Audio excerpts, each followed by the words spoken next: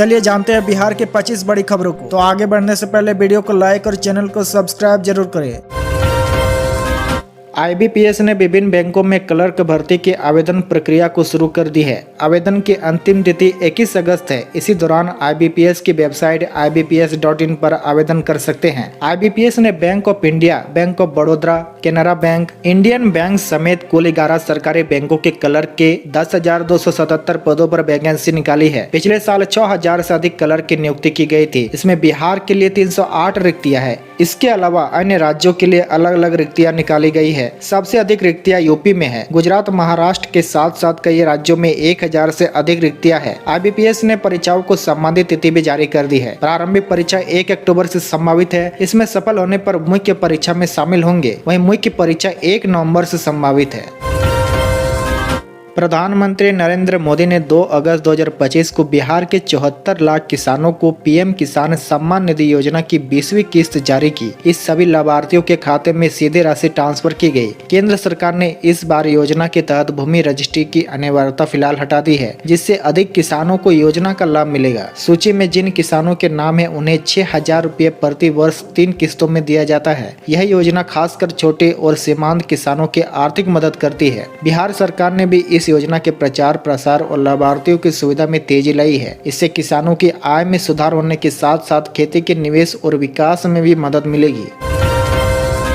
बिहार विधानसभा में नेता प्रतिपक्ष तेजस्वी यादव ने शनिवार को पटना में प्रेस कॉन्फ्रेंस कर चौंकाने वाला दावा किया कि उनका नाम नई वोटर लिस्ट से हटा दिया गया है। उन्होंने कहा कि BLO घर आई थी, सत्यापन भी किया, फिर भी मेरा नाम मतदाता सूची से गायब है। उन्होंने यह भी सवाल उठाया कि जब उनका नाम ही नहीं है तो उनकी पत्नी का नाम कैसे होगा। तेजस्वी ने कहा कि अब मैं चुनाव कैसे लड़ूंगा। प्रेस कॉन्फ्रेंस में उन्होंने अपना एपिक नंबर दिखाते हुए ऑन स्क्रीन प्रक्रिया साझा की। उन्होंने कहा कि जब उन्होंने चुनाव आयोग की वेबसाइट पर अपना नाम खोजना चाहा तो स्क्रीन पर नो रिकॉर्ड फाउंड लिखा आया। तेजस्वी ने इसे चुनाव आयोग की टारगेटिंग कार्रवाई करार दिया और कहा कि इस पूरी प्रक्रिया में पारदर्शिता नहीं है। वहीं तेजस्वी यादव के आरोप पर पटना की जिलाधिकारी SM त्यागराजन ने तत्काल प्रतिक्रिया दी। उन्होंने कहा कि तेजस्वी का नाम वोटर लिस्ट में दर्ज है और मीडिया में चल रही बातें तथ्यात्मक रूप से गलत है। DM के मुताबिक तेजस्वी यादव का नाम मतदान केंद्र संख्या 204 बिहार पशु विज्ञान विश्वविद्यालय के पुस्तकालय भवन क्रम संख्या 416 पर दर्ज है। पहले उनका नाम मतदान केंद्र संख्या 171 पर था, जिसे अपडेट कर दिया गया है। DM कार्यालय ने बकायदा उस बूथ लिस्ट की प्रति भी साझा की जिसमें तेजस्वी यादव की तस्वीर और नाम स्पष्ट रूप से दिख रहा है।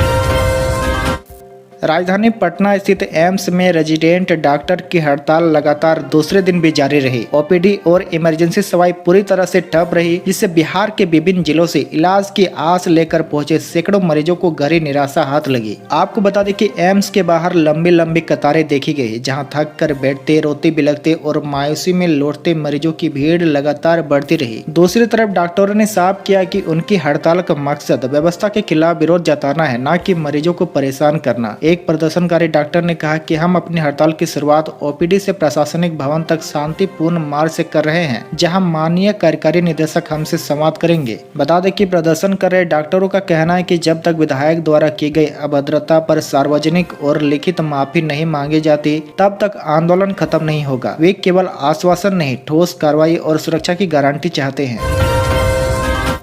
बिहार में मानसून के सक्रिय होने के साथ ही राज्य भर में लगातार भारी बारिश हो रही है। इसी बीच मौसम विभाग ने राज्य के 3 जिले मुजफ्फरपुर, समस्तीपुर और वैशाली के लिए रेड अलर्ट जारी किया है। विभाग ने चेतावनी दी है कि इन जिलों में मेघ गर्जन, भारी बारिश और वज्रपात की प्रबल आशंका है। मौसम विज्ञान केंद्र की ओर से जारी पूर्वानुमान में कहा गया है कि इन जिलों के कुछ हिस्सों में बिजली गिरने की घटनाएं हो सकती है, जिससे जान माल की हानि का भी खतरा बना हुआ है। लोगों से अपील की गई कि वे सावधानी बरते, खुले में न निकले और सुरक्षित स्थानों पर रहे। किसानों, बच्चों और बुजुर्गों को विशेष सतर्कता बरतने की सलाह दी गई है। वहीं आपको बता दें कि बिहार में मानसून अभी और सक्रिय रहने की संभावना है। मौसम विभाग ने आगामी कुछ दिनों तक लगातार वर्षा की चेतावनी दी है। ऐसे में आम जन को सतर्क और तैयार रहने की जरूरत है।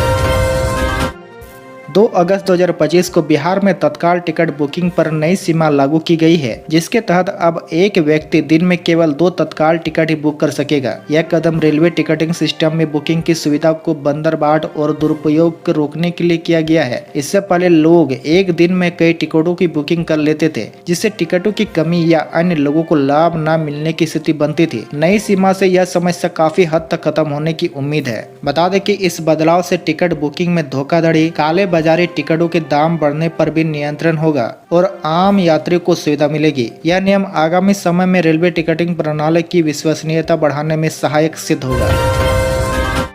बिहार के ऐतिहासिक और सांस्कृतिक विरासत से जुड़े पटना म्यूजियम का नया रूप 5 अगस्त 2025 से आम जनता के लिए खोला जाएगा। यह संग्रहालय अब न केवल राज्य की गौरवशाली धरोहर का परिचय कराएगा, बल्कि डिजिटल और आधुनिक प्रस्तुतिकरण के साथ लोगों को एक नई अनुभवात्मक यात्रा पर ले जाएगा। बता दें कि नए स्वरूप में पटना म्यूजियम को विश्व स्तरीय बनाया गया है। इसमें अब interactive display, digital gallery, 3D holography presentation और आधुनिक लाइट साउंड शो जैसी सुविधाएं जोड़ी गई है। प्राचीन काल से लेकर स्वतंत्रता संग्राम तक की सांस्कृतिक विरासत को काल क्रम में दर्शाया गया है। साथ ही आपको बता दें कि नए गैलरी सेक्शन में मौर्य, गुप्त, शुंग, पाल, मुगल व ब्रिटिश काल के दुर्लभ शिलालेख, मूर्तियां, पेंटिंग्स और सिक्कों की डिजिटल व्यवस्था के साथ प्रस्तुति की गई है। वहीं चंपारण सत्याग्रह, बौद्ध धर्म और नालंदा विश्वविद्यालय पर विशेष थीम आधारित प्रदर्शनी भी लगाने की योजना है। राजगीर में 9 और 10 अगस्त को एशिया रग्बी अंडर 20 चैंपियनशिप का आयोजन होने वाला है, जिसके बाद 26 अगस्त से 9 सितंबर तक अन्य अंतर्राष्ट्रीय खेल प्रतियोगिता भी आयोजित की जाएगी। यह आयोजन न केवल खिलाड़ियों के लिए महत्वपूर्ण है, बल्कि पर्यटन व रोजगार को भी बढ़ावा देगा। राज्य सरकार ने खेल सुविधाओं के विकास के लिए धनराशि और संसाधन उपलब्ध कराए हैं। स्थानीय प्रशासन ने सुरक्षा, आवागमन और स्वास्थ्य सेवाओं के लिए व्यापक प्रबंधन किए हैं। बिहार सरकार के राजस्व एवं भूमि सुधार विभाग की ओर से 16 अगस्त से 20 सितंबर तक राज्य भर में एक विशेष राजस्व महाअभियान चलाया जाएगा। इस अभियान का मकसद यह है कि लोगों को जमीन से जुड़े कामों में आसानी हो, काम तेजी से पूरे हो और पूरी प्रक्रिया पारदर्शी हो। इस अभियान के तहत जमीन की डिजिटल जमाबंदी में हुई गलतियों को ठीक किया जाएगा। जिन लोगों की जमाबंदी ऑनलाइन नहीं हुई उन्हें जोड़ा जाएगा। साथ ही उत्तराधिकार के आधार पर नामांतरण और साझी संपत्तियों के बंटवारे से संबंधित मामलों को भी निपटाया जाएगा। राजस्व विभाग की टीमें लोगों के घर घर जाकर जमाबंदी की प्रति और आवेदन फॉर्म बांटेगी। इसके बाद गांवों और पंचायत स्तर पर शिविर लगाकर लोगों से आवेदन और जरूरी दस्तावेज जमा किए जाएंगे। इस अभियान को सफल बनाने के लिए 10 अगस्त को पटना के शास्त्री नगर स्थित राजस्व प्रशिक्षण संस्थान में एक महत्वपूर्ण बैठक बुलाई गई है। इस बैठक की अध्यक्षता विभाग के अपर मुख्य सचिव दीपक कुमार सिंह करेंगे। विधानसभा चुनाव से पहले लखीसराय जिले के बड़हरिया क्षेत्र को रेलवे मंत्रालय की ओर से बड़ी सौगात मिली है। केंद्र रेल, सूचना एवं प्रसारण मंत्री अश्विनी वैष्णव ने उप मुख्यमंत्री विजय कुमार सिन्हा के आग्रह पर बड़हिया और डुमरी में नया रेलवे ओवरब्रिज बनाए जाने की प्रक्रिया शुरू कर दी है। विजय कुमार सिन्हा ने 30 जुलाई 2025 को केंद्रीय मंत्री को पत्र लिखकर बड़हिया में राष्ट्रीय राजमार्ग 80 से जवाहर नवोदय विद्यालय के बीच तथा डुमरी अंडरपास के निकट आरओबी निर्माण की मांग की थी। उन्होंने बताया कि इस क्षेत्र में ट्रैफिक का दबाव लगातार बढ़ रहा है और स्थानीय लोगों को गंभीर आवागमन की समस्याओं का सामना करना पड़ रहा है। इस पर संज्ञान लेते हुए केंद्रीय मंत्री ने संबंधित अधिकारियों को स्थल निरीक्षण कर व्यवहार्यता रिपोर्ट तैयार करने के निर्देश दिए हैं। रिपोर्ट मिलने के बाद रेलवे मंत्रालय निर्माण कार्य को लेकर औपचारिक प्रक्रियाएं तेजी से पूरी करेगा।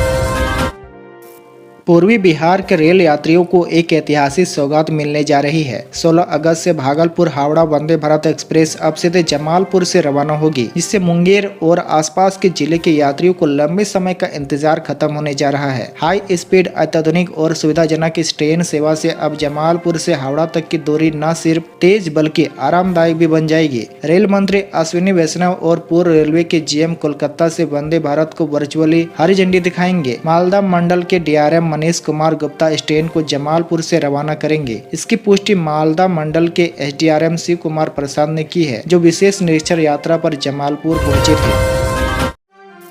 मुख्यमंत्री नीतीश कुमार ने शनिवार को ट्रैफिक डीएसपी और थानों को 71 पुलिस गाड़ियां सौंपी। सीएम नीतीश कुमार ने गाड़ियों को हरी झंडी दिखाकर रवाना किया। इस नए पुलिस वाहन के माध्यम से राज्य के विभिन्न जिलों के नेशनल हाईवे, स्टेट हाईवे और शहरों में यातायात नियंत्रण और सुरक्षा व्यवस्था को सुदृढ़ करने में मदद मिलेगी। साथ ही प्रभावी ढंग से ट्रैफिक मॉनिटरिंग, दुर्घटना नियंत्रण और ट्रैफिक नियमों के पालन पर भी कड़ी नजर रखी जा सकेगी। मुख्यमंत्री ने पुलिस वाहनों को रवाना करने से पहले उसका निरीक्षण किया और उसकी कार्य प्रणाली के संबंध में अधिकारियों से जानकारी ली। राज्य सरकार ने रिटायर्ड सरकारी कर्मियों को संविदा पर नियोजन को लेकर विशेष तैयारी की है। इस कड़ी में सरकारी कर्मियों की अधिकतम उम्र सीमा पर नया दिशा निर्देश जारी किया गया है, जिसके तहत अब बिहार के बोर्ड, निगम और सोसाइटी में स्वीकृत पदों पर सेवानिवृत्त कर्मियों को अधिकतम 70 साल की उम्र तक संविदा पर नियोजित किया जा सकेगा। हालांकि इसके लिए एक शर्त है कि उन पदों की सेवानिवृत्त आयु सीमा 65 वर्ष होनी चाहिए। इस संबंध में वित्त विभाग ने सभी विभागों के अपर मुख्य सचिव, प्रधान सचिव और सचिव को निर्देश जारी किया है। इस निर्देश में कहा गया कि सामान्य प्रशासन विभाग द्वारा पहले से निर्धारित 65 वर्ष के अधिकतम आयु सीमा उन पदों पर लागू होगी जिनकी नियमित सेवा से सेवानिवृत्त की उम्र 60 वर्ष है। ध्यान रहे, जो पद 65 वर्ष की सेवा आयु वाले हैं वहां संविदा पर 70 वर्ष तक नियोजन संभव हो सकेगा। भारत सरकार के विधि एवं न्याय मंत्रालय के न्याय विभाग द्वारा 1 अगस्त 2025 को अधिसूचना जारी की गई है। अधिसूचना के अनुसार राष्ट्रपति के संविधान के अनुच्छेद 217(1) के तहत पद शक्तियों का प्रयोग करते हुए श्री अजीत कुमार को पटना उच्च न्यायालय का न्यायाधीश नियुक्त किया गया है। उल्लेखनीय है कि सुप्रीम कोर्ट कोलिजियम ने 1 जुलाई 2025 को हुई बैठक में पटना उच्च न्यायालय के लिए 2 नए न्यायाधीश की नियुक्ति की अनुशंसा की थी। कोलिजियम ने अधिवक्ता श्री अजीत कुमार और श्री प्रवीण कुमार को पटना उच्च न्यायालय के न्यायाधीश बनने की अनुशंसा की थी। सीतामढ़ी के पुनौरा धाम में मंदिर के शिलान्यास की तारीख तय होने के बाद यहां आसपास के अन्य स्थलों को भी विकसित करने का काम शुरू कर दिया गया है। सीतामढ़ी शहर स्थित नगर उद्यान सीताकुंज पार्क का जीर्णोद्वार वन विभाग की ओर से कराया जा रहा है। पार्क में सीता वाटिका, झरना, तालाब, व्यायाम उपकरण, 2 टिकट काउंटर और बच्चों के लिए पार्क की सुविधाएं विकसित की जाएगी। माता सीता के दर्शन को आने वाले पर्यटकों को यह लुभाएगा। पर्यावरण, वन एवं जलवायु परिवर्तन मंत्री सुनील कुमार गुरुवार को सीतामढ़ी आए थे। इस दौरान उन्होंने सीताकुंज पार्क का निरीक्षण किया। जिला वन अधिकारी अमित राजा ने बताया कि सीताकुंज पार्क के जीर्णोद्वार का कार्य 7 करोड़ की लागत से कराया जा रहा है। अगले माह तक इसे पूरा कर लिया जाएगा। वहीं 10 दिनों के अंदर पार्क की फिनिशिंग का कार्य भी पूरा हो जाएगा। बिहार के रेल यात्रियों के लिए अच्छी खबर है। भारतीय रेलवे ने राज्य के सभी 769 रेलवे स्टेशन और 23 जंक्शनों पर ऑटोमेटिक टिकट वेंडिंग मशीन लगाने का लक्ष्य रखा है। इस परियोजना को मार्च 2026 तक पूरा करने की योजना है। अभी तक बिहार के 44% स्टेशनों पर ATVM लग चुकी है और प्राथमिकता के आधार पर भीड़ भाड़ वाले स्टेशनों में यह सुविधा शुरू की जा रही है। इससे प्रतिदिन 20 लाख से अधिक यात्रियों को टिकट खरीदने में आसानी होगी और काउंटर पर लंबी कतारों